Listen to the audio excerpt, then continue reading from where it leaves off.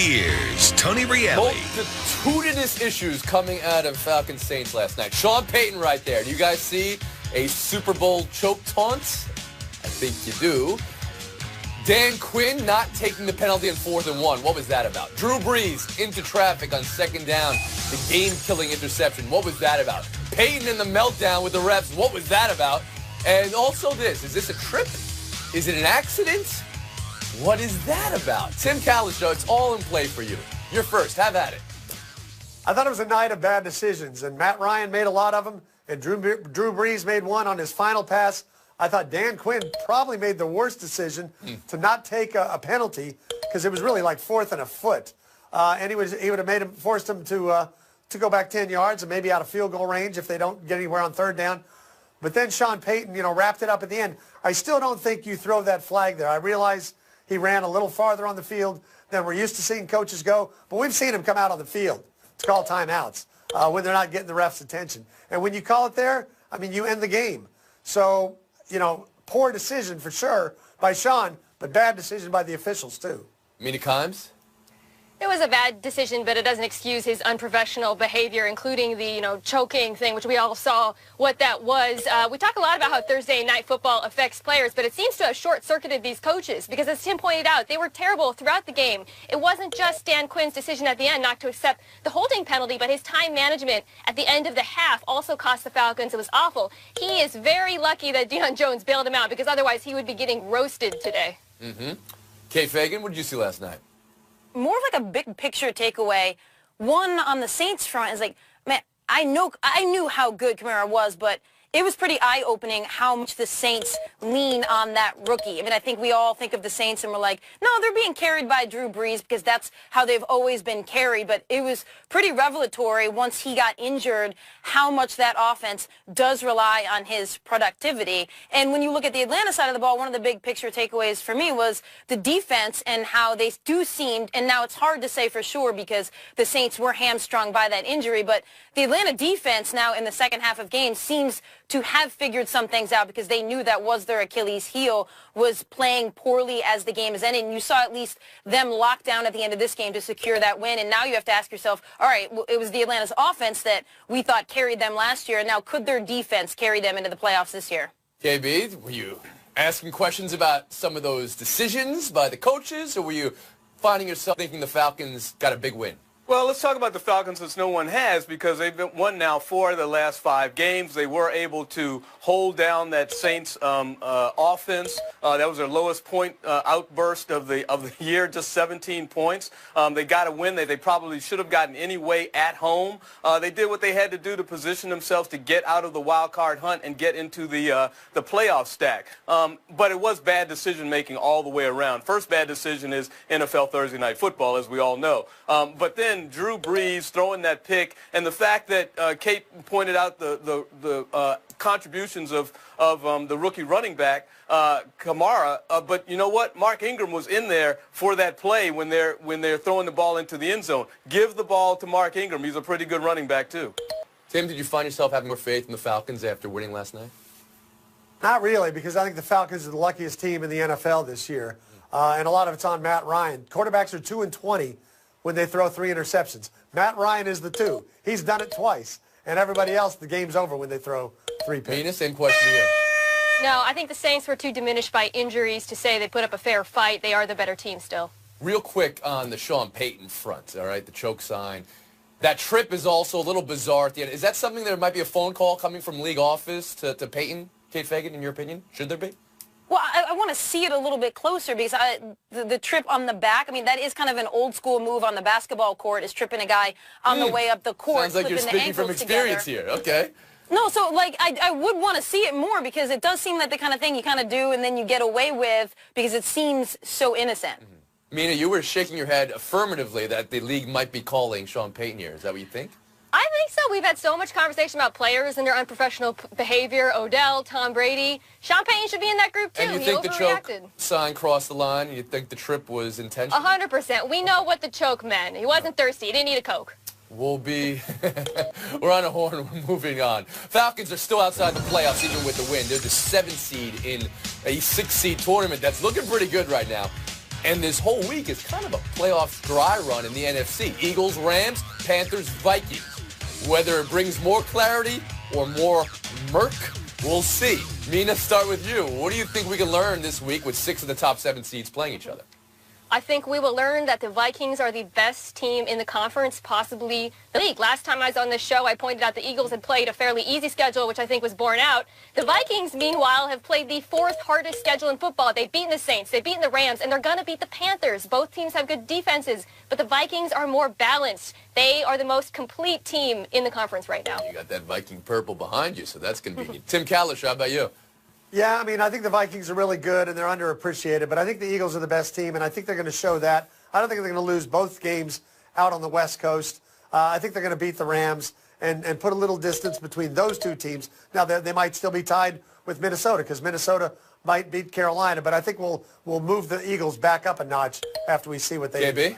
Well, I think the one thing for sure is that we're still going to see murkiness at the bottom of that playoff stack. We just saw what happened with the Saints losing to Atlanta. Atlanta kind of at the top of that bottom heap now. They're trying to move in. I think you could see some other teams kind of move around at the bottom. I don't think there's any question that the top of the top 2 teams are going to remain there. But it's the bottom where it's going to get a little bit. But if Minnesota and Philly go on to win this week, you're willing to put them ahead of the rest of that group by a substantial margin? Yep, I am. I think Fagan, you?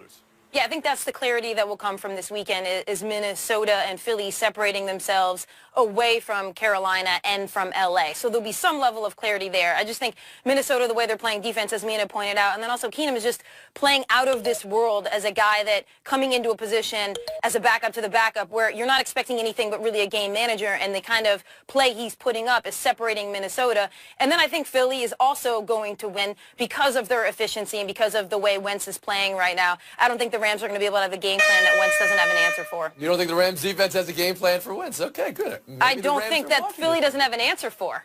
Nothing they have an answer for. Mina Kimes, you want to address that? Go ahead.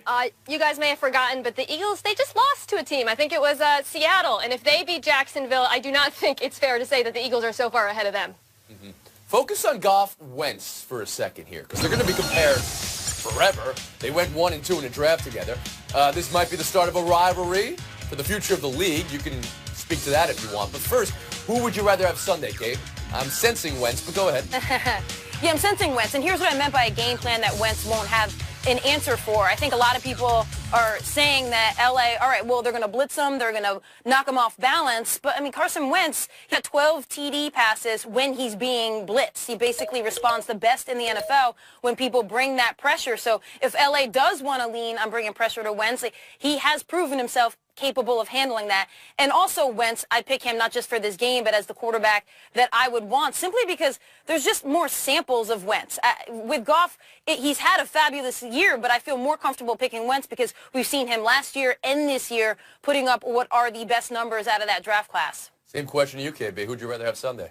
Well, I think it's splitting hairs, but I will lean towards Wentz. The thing that jumps out to me is his ability to use his legs and the fact that he can call his own plays. I mean, who can forget the fact that he called a game-winning play several weeks ago? But you know what? Don't take anything away from Goff because he's going to be playing in a comfortable place.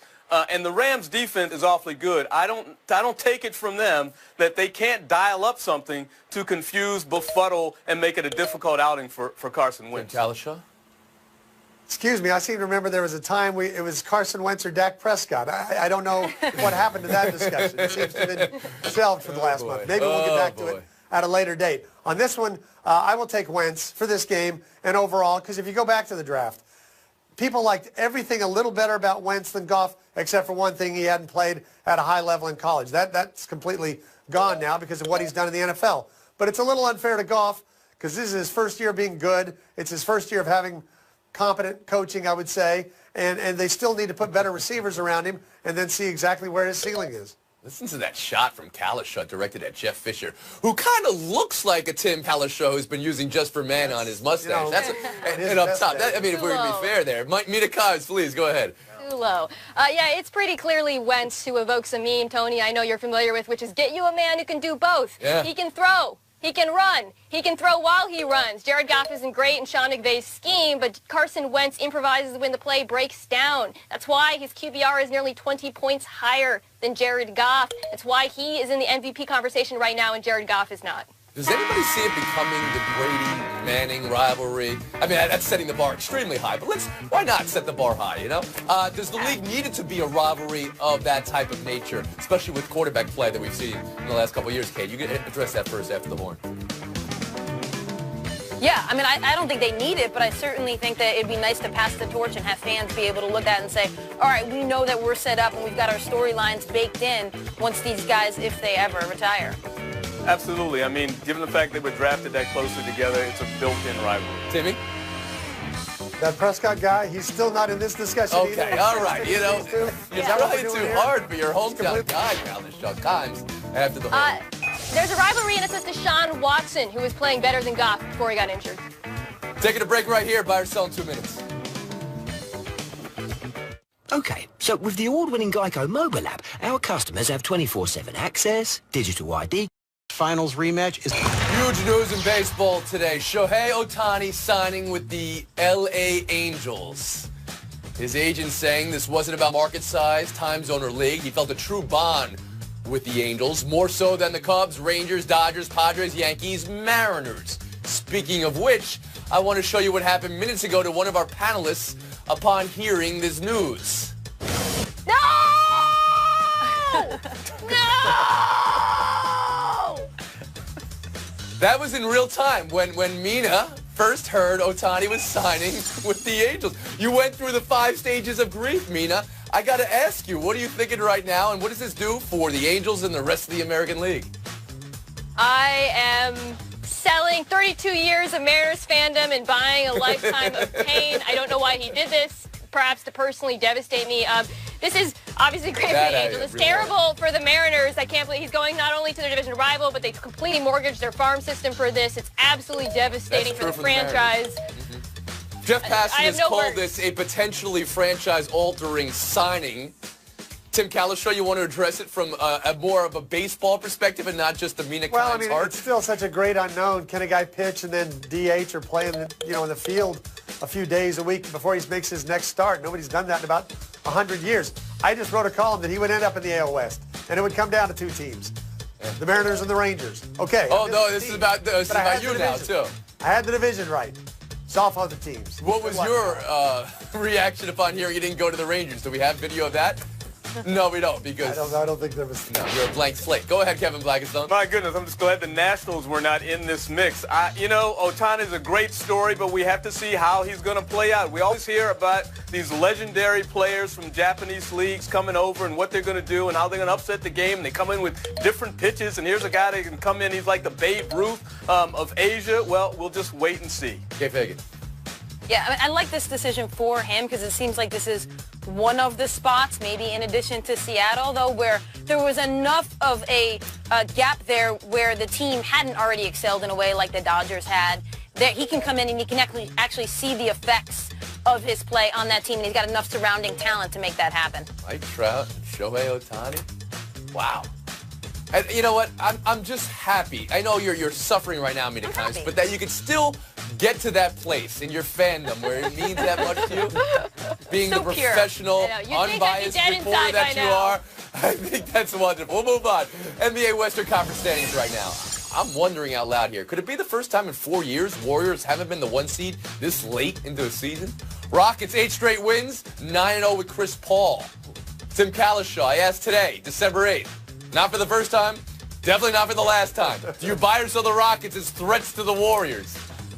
I buy them as a threat to everybody else in the league but Golden State. I still think when it comes down to it in May or whenever it will be, that the Warriors can defend them. And the Rockets are as hard to guard as Golden State for all the other teams. The Golden State can figure it out when they need to. KB? You know, right now they look like a threat. Do they look like a threat because of Chris Paul, or do they look like a threat because Steph Curry's not playing right now for the Warriors? I'm going to go with the injury with the Warriors right now. Okay, Fagan? I mean, I know I'm being hopeful, but my answer is yes, in large part because of the sustainability of the offensive side of the ball on the Rockets. Like, that pick and roll between Ryan Anderson and Chris Paul, that's not something you can just defend away the way those two work together, and I see that as sustainable for them going forward. Is it true that Anderson's shooting 70% from three Yes. when getting assisted by Chris Paul? That's incredible. Mina Khan. The Warriors are better, but I do buy them as a threat because we've seen so many secondary players on the Rockets step up and improve. Not just Anderson, but Capella, Ariza, Gordon. All of these players are progressing, which means that they could be better by the end of the season. Look at their net rating. Their net rating is top 7 of the last 10 years. There's about 5 Warriors teams in there and a Celtics team in there. But that Rockets team right now for 2 months of the season. We'll move on. Buy or sell 3. Hope Solo running for U.S. soccer president. Her Facebook post announcing her candidacy was over 1,600 words. She talked about knowing how to win, prioritizing diversity and equality and women's issues. Kevin, we've talked about Hope Solo quite a bit in this show. Her history on and off the field, somewhat checkered. Does she deserve a fair chance to be president?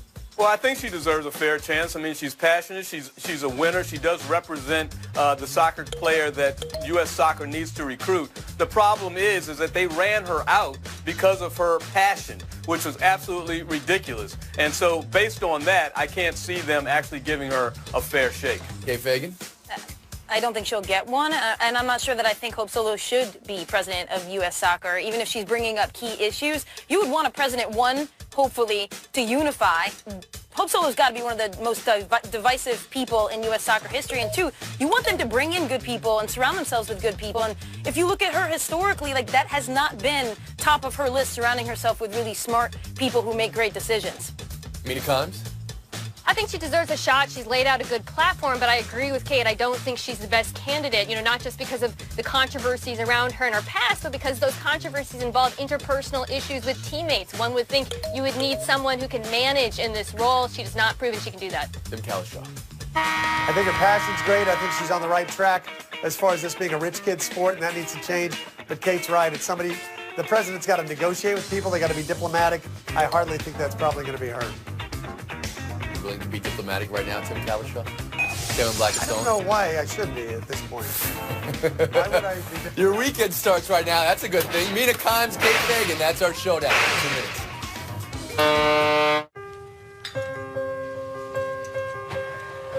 Did they say what time they'd get here? Around 5.